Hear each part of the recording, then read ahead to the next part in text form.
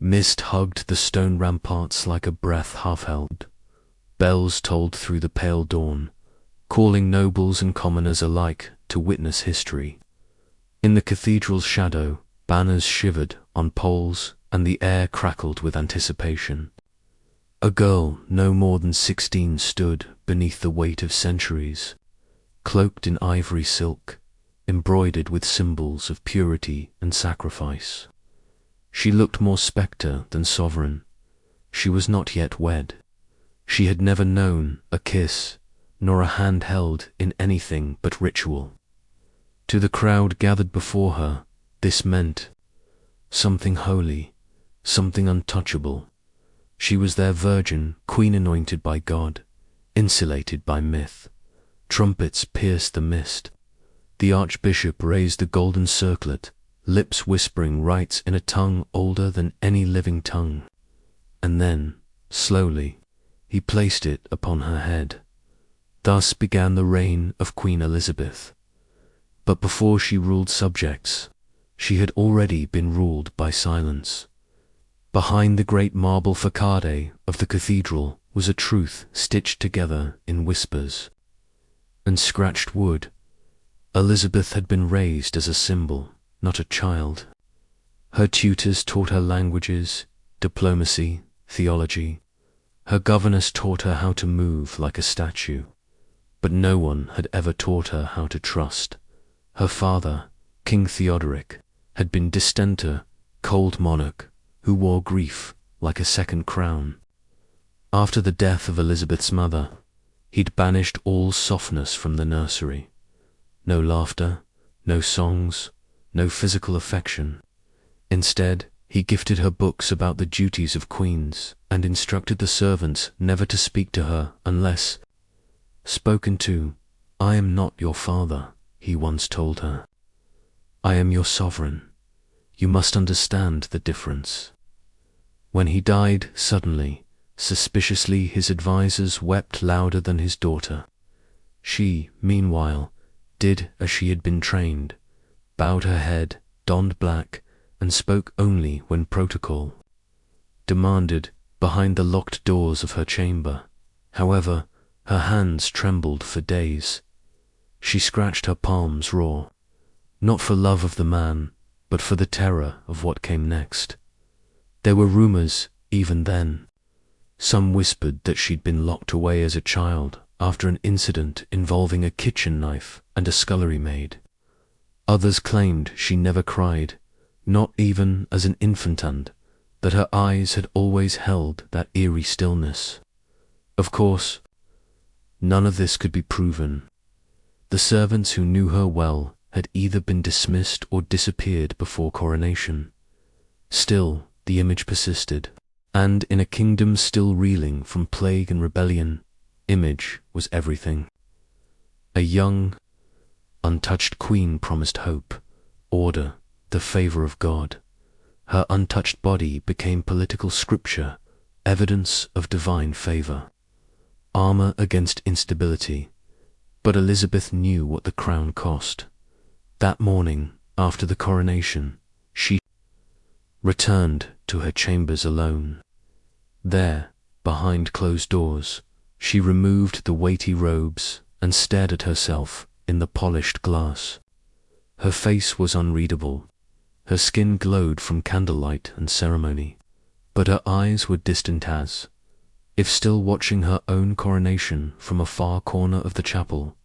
She reached behind the mirror and withdrew a small book, bound in pale leather. Inside were names, dozens of them, scrawled in her careful hand. Servants, courtiers, tutors, each one catalogued with notes: who had smiled too long, who had failed to bow, who had let a rumor slip. She turned to the last blank page and wrote to new names. Then she locked the book away. Out in the corridors, courtiers toasted their new queen with golden goblets and trembling hands. In the great hall, nobles sang of her purity, of her divine right to rule. They did not see the girl behind the door. They did not hear the silence swelling in the halls. They did not know that the Virgin crown was not only a symbol of power, it was a prison, and Elizabeth had just accepted her sentence. By the 2nd year of her reign, Queen Elizabeth had mastered stillness. In public, she moved like a painting brought to life, graceful, measured, encased in ritual. Her gowns shimmered like moonlight. Her crown always caught the sun just right. To the outside world, she was the very picture of regal calm, untouchable, divine, but behind her locked chamber doors, the palace trembled with whispers. Her private apartments were quiet not by design, but by decree. No one raised their voice, no one knocked. Shoes were to be padded, skirts hemmed short so they wouldn't rustle. The staff learned to speak in glances, to gesture instead of call out. Even breathing too loudly could summon the Queen's displeasure. Elizabeth called it discipline, but the court called it something else, fear. Her ladies-in-waiting 6 noble daughters, carefully chosen from loyal families, were expected to live as extensions of her body. They dressed when she dressed. They walked where she walked, and they never, ever turned their backs. Each was beautiful, poised, and utterly replaceable. But Elizabeth did not choose them for their charm. She chose them for what they could reveal. She watched them constantly. Eyes in the mirror, eyes in the polished floor tiles, eyes behind the carved lattice of her dressing screen. She noticed which ones exchanged glances, who lingered in the servant hall too long, whose scent lingered after they'd left the room. And at the center of this delicate hive stood a girl named Morel. Morel was her favorite, slender, soft-spoken, with hands that never trembled. She was the only one permitted to brush the Queen's hair, to dress her neck with pearls. Elizabeth once told her, "You have the quiet of a nun, and the loyalty of a ghost." But even Morel, so seemingly perfect, would not be spared the rot of suspicion. It began with a laugh, a small thing, a mistake. One morning, while Elizabeth sat before her, mirror still as frost, she heard it, a soft, musical laugh behind the velvet curtain, brief, stifled, but unmistakable. She said nothing at first, finished brushing her own hair, dismissed. The other ladies, only Morel remained. She turned slowly in her chair. "Something amused you?" Morel's face did not change. "No, Your Majesty." Elizabeth stood. The mirror still held the ghost of a smile. "Strange, I thought I heard joy." The next day, one of the embroidered cushions was missing from the window seat. Then a hairpin vanished. Then a lace glove returned with unfamiliar perfume on its wrist. Small things, harmless, maybe, but to Elizabeth they were signs. The walls were speaking again. She summoned the royal seamstress, ordered her ladies' gowns resewn her with hidden stitches. Each bodice now held a thread dyed red at the heart, a marker, a warning. No one was told why. She called her steward and replaced the tapestries with thinner ones. Echo carried. Better that way. And she requested a mason to install new locks on her wardrobe, her writing desk, even her bedchamber door. The key never left her wrist. Then came the rules. No one was to leave the Queen's wing without written leave. Conversations were limited to necessities. Meals were to be taken in silence. When the ladies protested, she said only, "Loyalty does not require language." Morel did not laugh again, but Elizabeth's mind had already moved past mercy.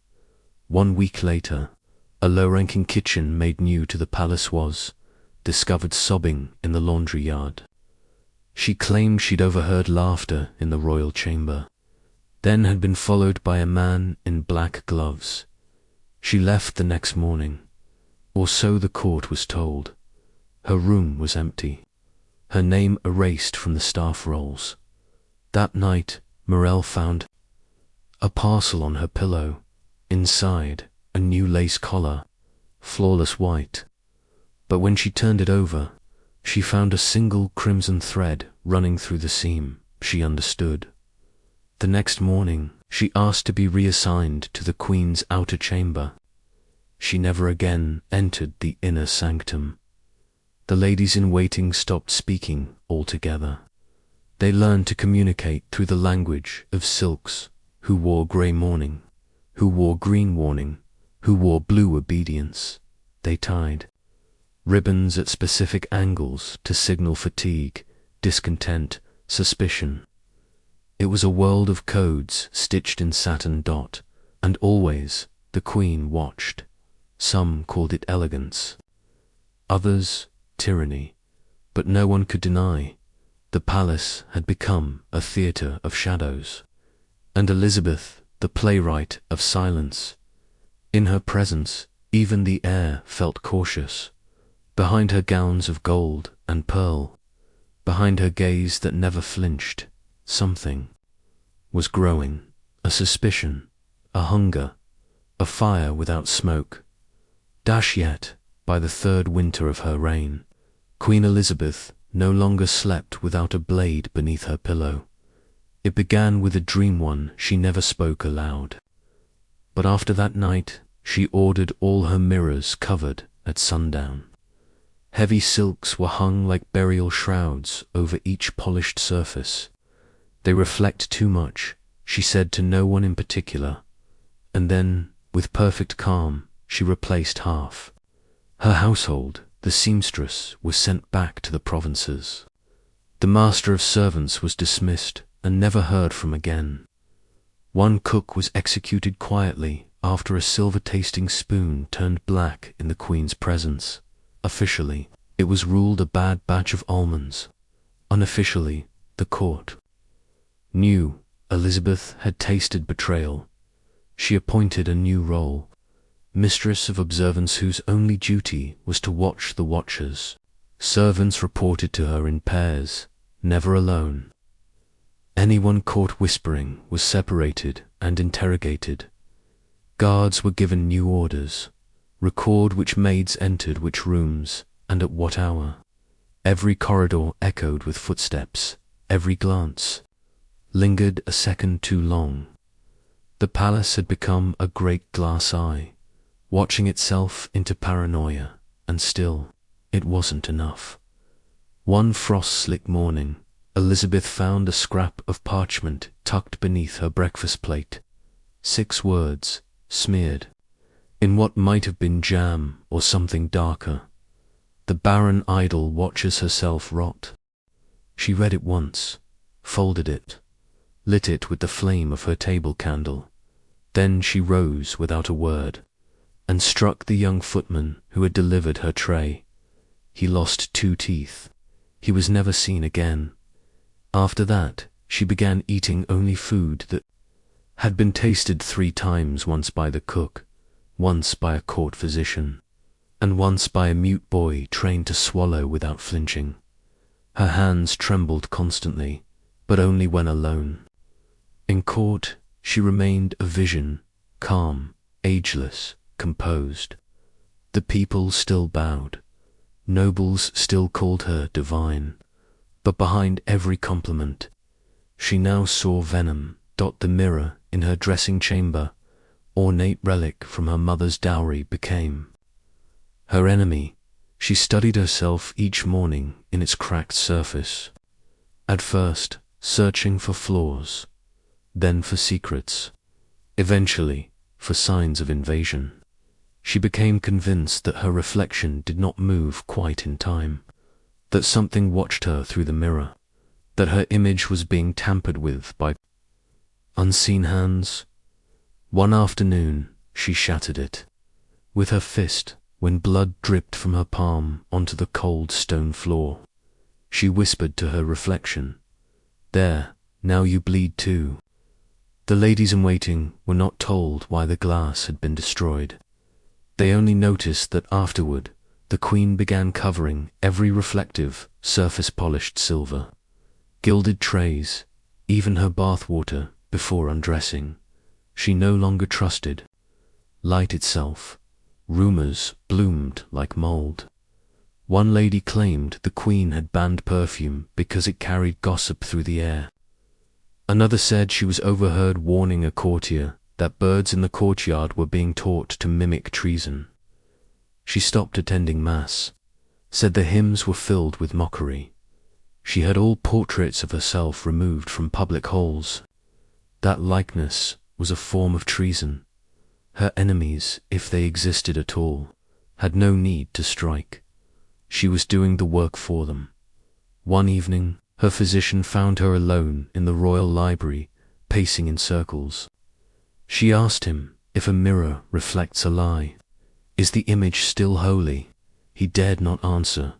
She did not wait for one.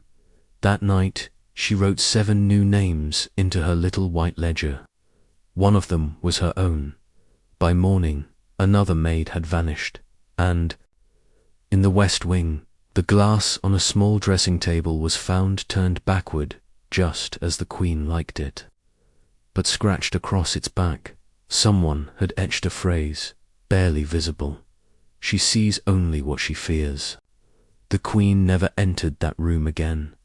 The snow had come early that year. Thin, dry flakes fell through the high windows of the Queen's palace like ash from a slow-burning sky. The hearths were lit. Tapestries hung thick across the stone walls. And yet a coldness lingered, not of winter, but of something older, older than anyone could name. It was a Thursday, or perhaps a Friday now, one dared to record it. The Queen had not spoken at council that morning, had not touched the pheasant placed before her at midday. But at twilight she summoned her guard and whispered 3 names, Elsbeth Taria Lewin, 3 girls, no more than 17, scullery maids, with clean hands and quicker tongues. Their names had never been written in any royal ledger. Until now, they were brought to the great hall at the changing of the watch. The room was already lit, dozens of sconces, burning low, casting tall shadows. Across the walls, the Queen sat alone at the far end beneath the throne canopy, draped in a gown of onyx velvet. A thin silver circlet rested on her head like ice. In her hand, a goblet of red wine. In her eyes, glass. No one else spoke. No charges were read aloud. No trial was held. But rumor had already outrun justice. They had laughed just once, behind a pillar, after delivering linens to the Queen's wing. A laugh, too loud, too sudden. A joke about her nightly mirror covering, or perhaps the fertility rites she refused to attend. The details changed with each retelling, but the laughter that was never disputed, and Elizabeth, now a creature built of listening, had heard. A gesture from her gloved hand was all it took. Guards seized the girls and bound their wrists with ribbon, not rope, never rope. They were servants, not criminals. A brazier was wheeled into the center of the hall, though no one could say who ordered it. The girls, confused but silent, were marched to the far end, placed against the thick oak doors that had been bolted shut from the outside. Witnesses would later recall the smell of oil, the hush of dry kindling beneath the stone dais, and the Queen unmoving, watching. Taria was the first to speak. "Your Majesty, we don't understand." A slap from a guard ended the sentence. "Then Elsbeth, please." It was just a laugh, but the Queen only raised her goblet and sipped. One final whisper, "Loon, we were loyal." It echoed across the stone, and then the torches were lowered to the wood. At first, it was just smoke, thin, grey. Then a bloom, a flame, quick and high. The tapestries caught next heavy velvet soaked in perfumes that hissed as they burned. The doors thudded against their frame as the girls screamed, but no hands reached to open them. Guards stood in place. Eyes ahead, some say the queen murmured prayers. Others say she simply watched in silence as the light flickered across her wine. But one thing all agreed on: she never looked away. By the time the smoke choked the room, the goblet was empty. She rose, turned, and left without a word. The next morning, the ash was swept, the stones scrubbed. A new rug laid across the scorched markings on the floor. The fire was declared a tragic accident caused by an overturned brazier. A formal apology was issued to the noble families for the inconvenience. The court did not protest. No one questioned the queen, but the air changed. The courtiers still bowed, still called her radiant. But now their voices shook. The staff still served, but their eyes never met hers. In the servants' quarters, they whispered of the burning, a new name for her, the Queen of Ash, and the palace, once merely silent, became afraid. Windows were left cracked open, even in snow. Guards wore charms stitched into their sleeves. Candles were snuffed early. One lady in waiting began to sleep with her door barred.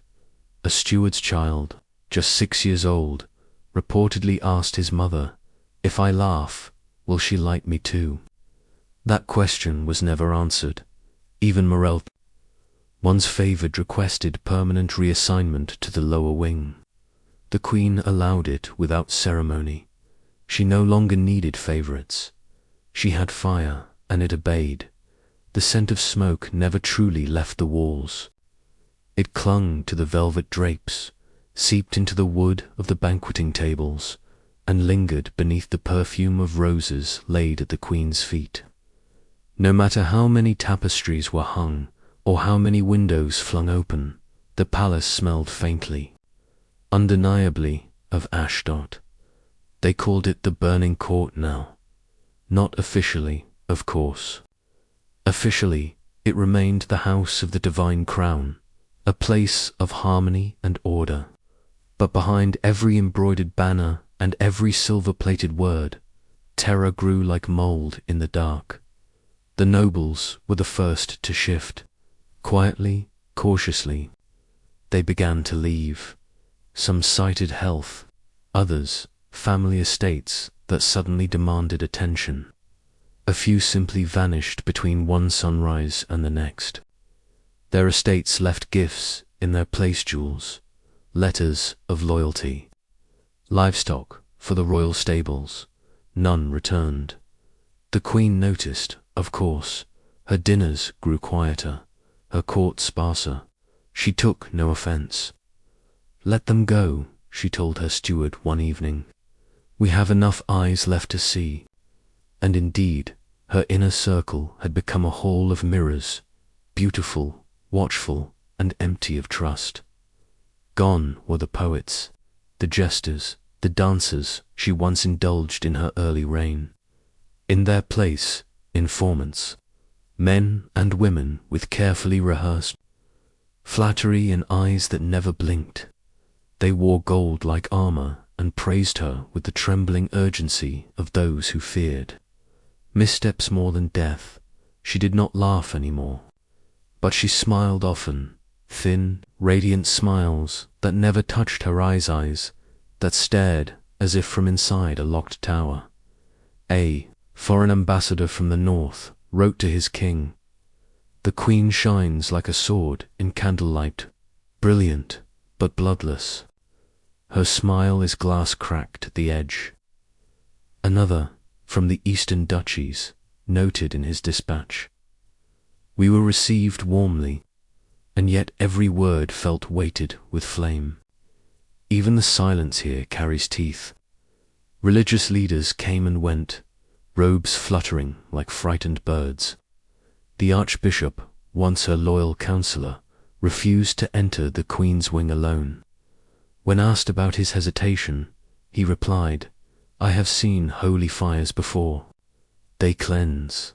This does not." Still, no one challenged her. No sermons were preached about justice. No formal inquiries made into the girls who had burned. Even the cathedral bells rang duller, as though muffled by fear. The people murmured of God, but only behind closed doors. One priest dared to write a letter to be sent in secret to a monastery beyond the border. It contained only one line: "Pray for us."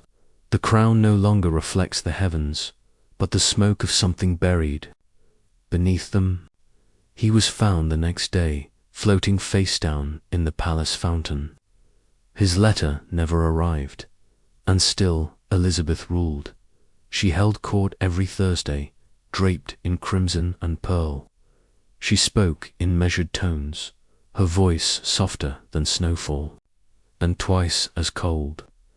Decrees were issued, taxes collected, land redistributed. She governed with elegance and total silence.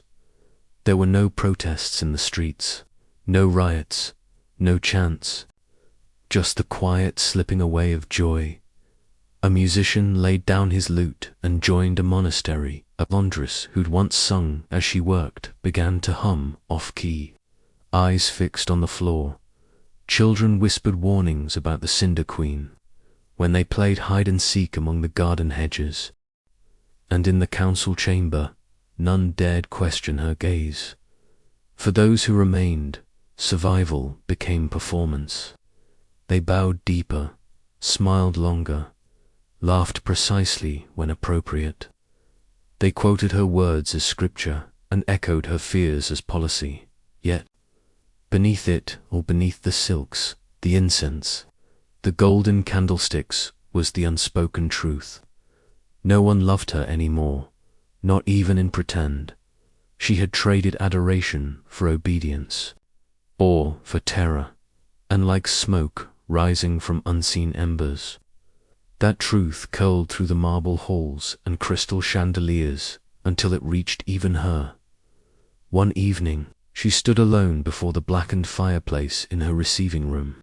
A steward approached and offered to stoke the flame. She turned to him, her smile soft and strange. "No need. There's always fire enough in this place." And when he bowed and backed away, he noticed the reflection in the gilded mirror behind her. It flickered, just for a moment, as though someone else were watching through it. They called it the whisper plague, not because of any fever or pox, but because no one could speak freely any more without risking disappearance by royal decree. Whispers were now an act of treason. The law came sealed in red wax and written in the Queen's own hand. It stated, "Let no word pass from lips to ear unless spoken aloud in the clear and holy light. Secrets breed rot. Rot breeds treason. Whispering is decay." With that single law, silence once merely unsettling became lethal. The Queen's guards, now known as the Shrouded, were given free license to enforce it. They carried black sashes, which they hung on doors where whispers had been overheard. Those inside were taken, some questioned, some punished, others never returned. In the first week, 5 maids vanished. In the second, 11. By the third, a nobleman's young daughter was discovered hiding beneath her bed, lips sewn shut with golden thread. Whether she'd whispered or simply been suspected, no one could say. Even dreams were no longer private. One servant, half-mad with grief, claimed her sister had been arrested after talking in her sleep. She begged the palace chaplain for mercy. The next day, both sisters were gone, and the chaplain began preaching sermons about the holiness of solitude. The Queen did not watch these horrors with rage. She watched them with focus. Each punishment, each silencing, confirmed her belief that loyalty could only live in the absence of noise. Her fears had become policies. Children in the palace nursery were forbidden from singing lullabies. Cradles rocked in silence. Toys that squeaked were burned. One child, no more than 4, was beaten for humming to herself before bed. The Queen had heard it through the corridor walls. "I dreamed of a song once," she reportedly told her steward. "It tried to lie to me. I tore out its tongue." Perhaps the most haunting punishment came in the 4th month of the Whisper Law. Lady Arlene de Mont, a noble woman of impeccable breeding and once one of the Queen's favourite dining companions, was found giggling behind her fan at a banquet. No one knew the joke. No one dared ask. She vanished the next morning. Weeks later, the court artist unveiled a massive new tapestry commissioned by the Queen herself. It depicted the royal garden in springtime, roses, thorns, doves in flight, but woven into the shadows of the trees so subtly one had to lean in to see, was a single, unmistakable human form. A woman's figure, arms bound in silk, eyes wide in woven terror. Lady Arlene's hair, her lips were sewn shut in golden thread. The Queen stood before it for hours that day, hands folded, serene. "This way," she said quietly to no one in particular. "She never leave me." After that, tapestries were no longer admired. They were feared. Walls whispered back. Rugs were lifted. People stepped only where they knew sound did not echo. Even courtiers began developing strange habits, clapping before entering rooms, whistling deliberately to prove they had nothing to hide. No one trusted silence anymore, but they feared sound even more. And through it all, Queen Elizabeth walked the halls like a phantom of her own making. Some said she was possessed. Others, that her soul had fractured long ago and was now watching her from every reflective surface she'd once covered. But the truth was simpler. She no longer believed people could be loyal. Only control was pure. Only obedience was love. Her. The bedroom was fitted with a velvet-lined cage, where she sat alone most nights, wrapped in silence like armor. She wore bells on her wrists not to warn others, but to remind herself that she still made sound, that she still existed. The throne room remained pristine. Flowers still lined the stairs. Choirs still performed in hushed tones, but never in harmony.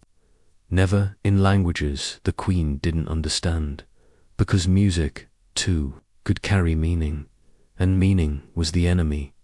The castle had become a tomb, not of stone or dust, but of hushes, a mausoleum of breath held too long, and at its center, a queen who mistook fear for peace, silence for love, and whispers for war. She was no longer Her Majesty. To the people who dared whisper of her at all, she had become something else entirely. The Smoke Queen. The name clung to her like soot spoken behind closed doors, murmured at market stalls, scrawled in chalk beneath bridges before being hastily scrubbed away. They said ash followed in her footsteps, that her very breath smelled of burnt velvet, that she hadn't slept since the fire. Her hair, once the color of ripe chestnuts, had gone stark white before her 30th year. Her hand shook when she lifted her goblet, and no one was permitted to assist her. Even her crown sat strangely on her head, now tilted, almost lost beneath a sheer veil that never lifted. In the latest portrait, commissioned by a terrified court painter and never publicly unveiled, she stands in black robes. That pool like oil around her feet. Smoke rises behind her. Her face is pale as candle wax. The only color is the red stone at her throat, which some claim was cut from the hearth where the three maids burned. It was no longer just fear, it was myth. Even the nobility, once her most loyal audience, now lived in a state of frozen reverence. Ministers no longer brought proposals, they brought confessions. Not truths, just statements of loyalty, performed like rituals. And the queen, she had grown, thinner, not in body, but in presence.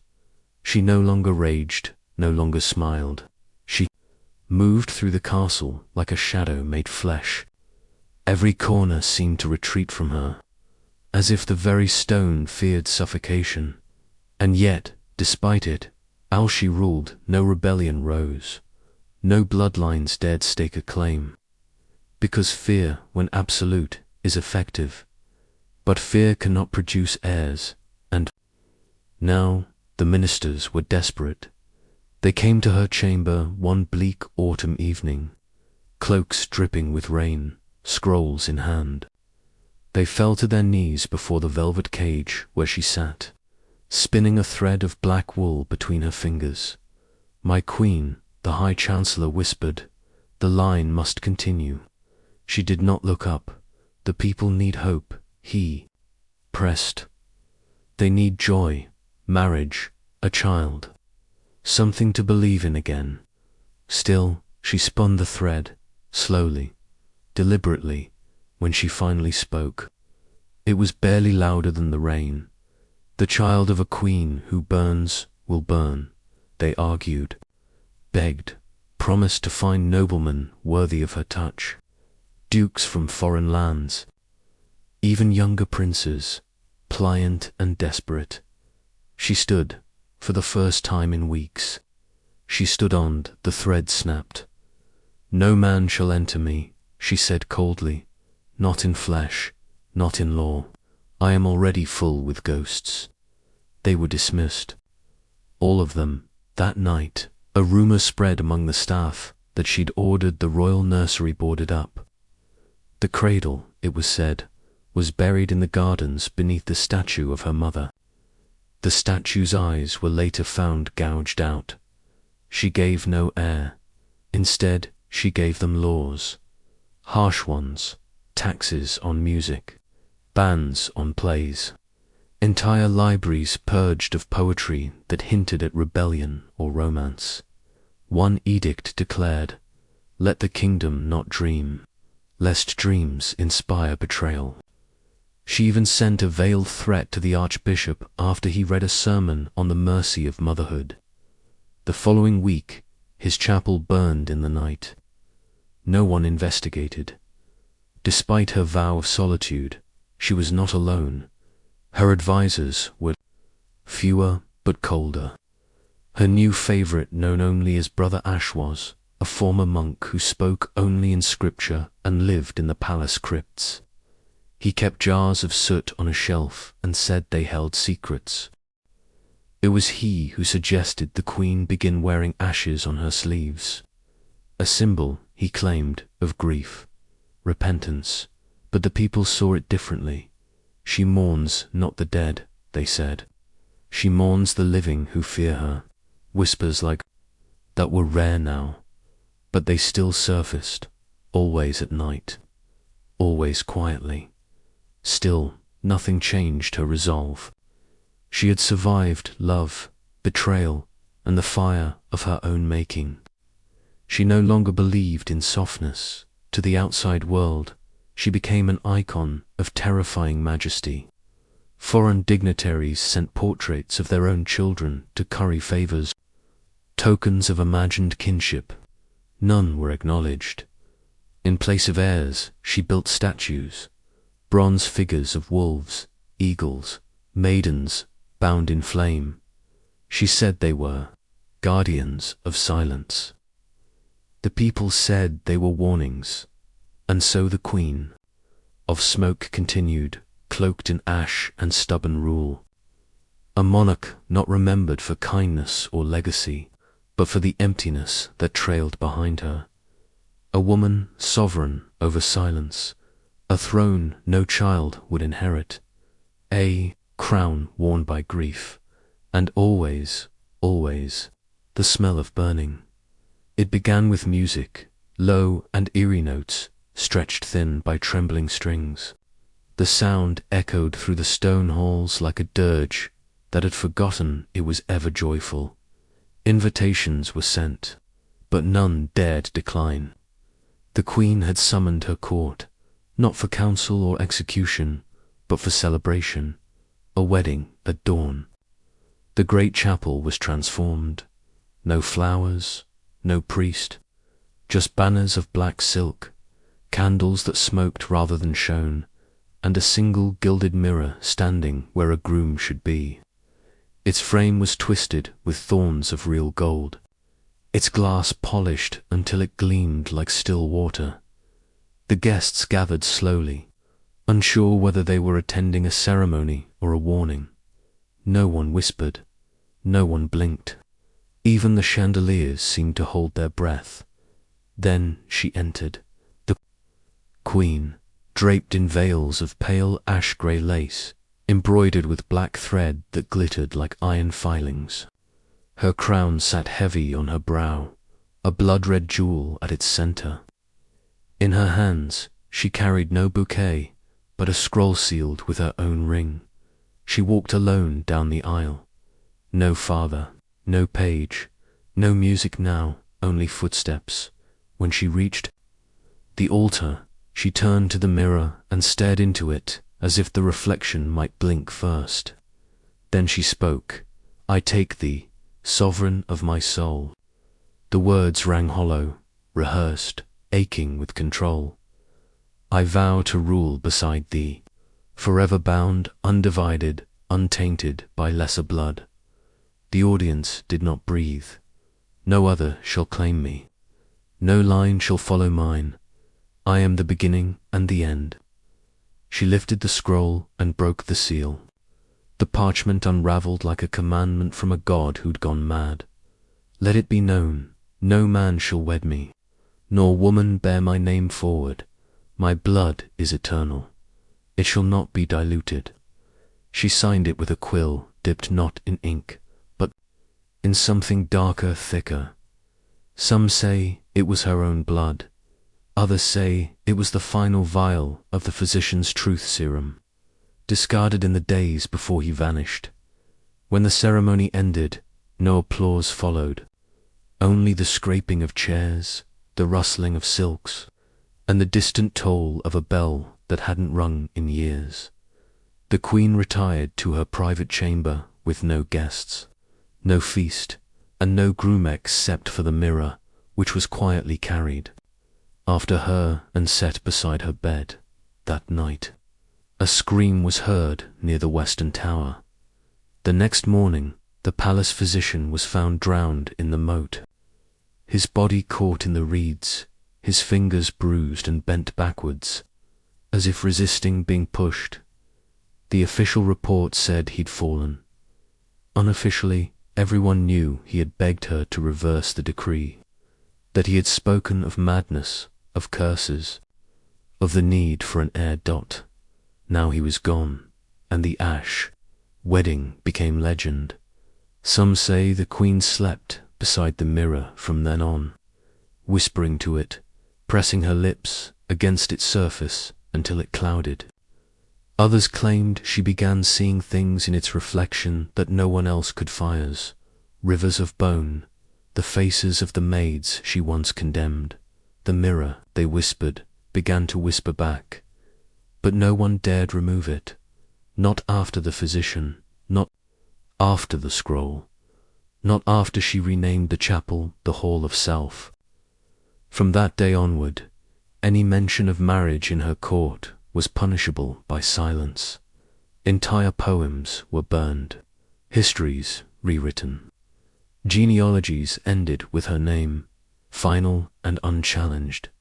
She was bride and monarch, wife and sovereign, and the only child of her union was the legend that followed, the Queen who wed her own reflection and drowned every future that dared look away.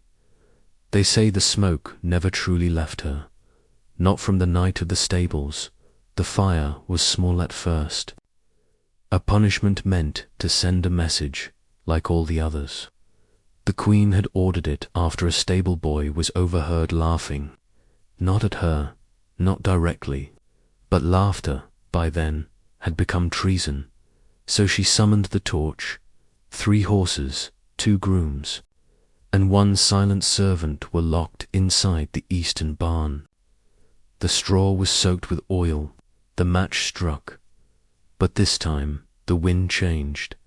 As the barn crackled and burned, the rising smoke twisted upward, swept sideways by a sudden gust, and curled through the windows of the palace itself into her own bedchamber. She was waiting, fully dressed, as always, the dagger under her pillow, the mirror beside her bed. But when the smoke slithered beneath the doors, she began to cough a short, sharp sound that wouldn't stop. For weeks, her throat burned. She drank honeyed wine until the goblets shook in her grip. Her voice, once cutting and cold, frayed to a whisper. Physicians came and went. They spoke in low tones, suggested rest. None dared mention the irony that the smoke she sent to silence. Others now hollowed her lungs, but the whispers continued, not just within her stone walls now, but across the sea, in painted salons and velvet courts. Foreign ladies chuckled behind gloves, mimicking her walk, her veil, her madness. A masque in a northern kingdom even featured a mock wedding to a mirror until it was abruptly shut down by the host, terrified of sparking war. The Queen heard of it all. She received the letters. She read the reports, and still she did not relent.